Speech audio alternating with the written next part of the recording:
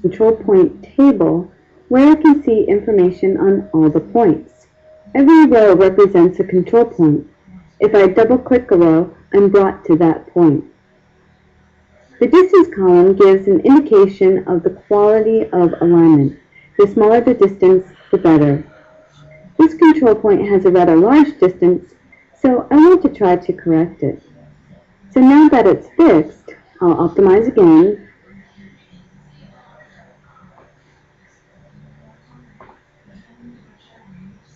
And the results are good. So now is a good time to save the project.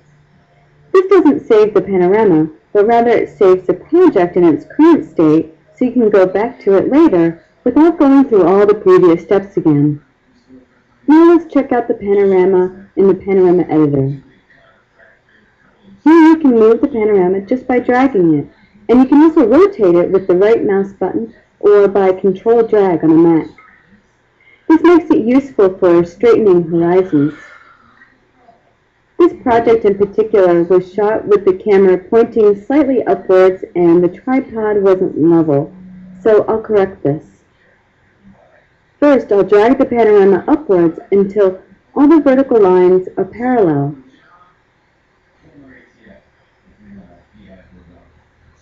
And then I'll rotate the panorama to level it.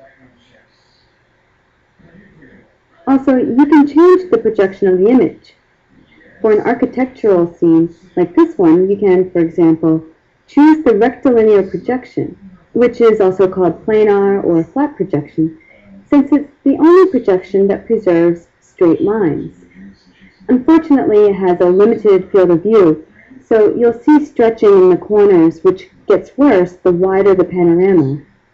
If the image is more than 120 degrees, you'll need to choose a different projection. The cylindrical projection is suitable for 360-degree panoramas. The straight lines curve above and below the horizon, but this is the only way to display a 360-degree image onto a flat surface. An equal rectangular projection is mostly used for fully spherical panoramas. This projection makes it possible to capture the full sphere around the camera in a single image. But I'll switch back to the rectilinear projection since it looks best for this particular image. You can also control the field of view using these sliders. Moving the horizontal slider to the left will reduce the horizontal field of view, which will crop the left and right sides of the panorama. The vertical slider works the same way, but adjusts the vertical field of view. I'll use this to cut off the empty part at the bottom. But, as you might have noticed, this ends up cutting off the top of the building. This is because the sliders crop the image symmetrically, which always keeps the horizon centered. If you'd like to crop the panorama asymmetrically, you can drag the yellow crop lines from the edges. There are a few other tools here that assist in editing the panorama. The buttons up here let you see blending modes. Right now we see the blended panorama. If I click on this button, the Show Scenes button, it will show me an unblended version of the image, and the red lines indicate the scenes of the images, which is useful for identifying possible problems at the scenes.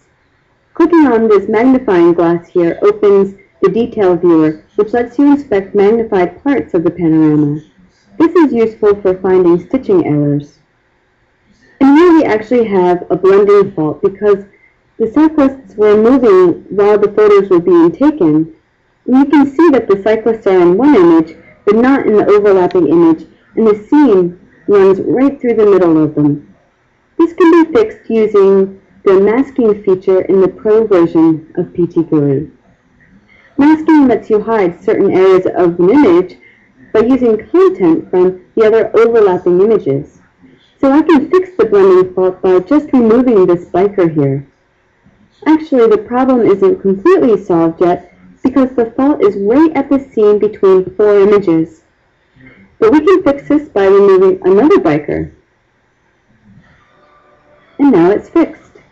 To see even more of what you can do with the mask editor in PTgui Pro, go to our website and check out the masking tutorial in the tutorials section. And now to create the panorama.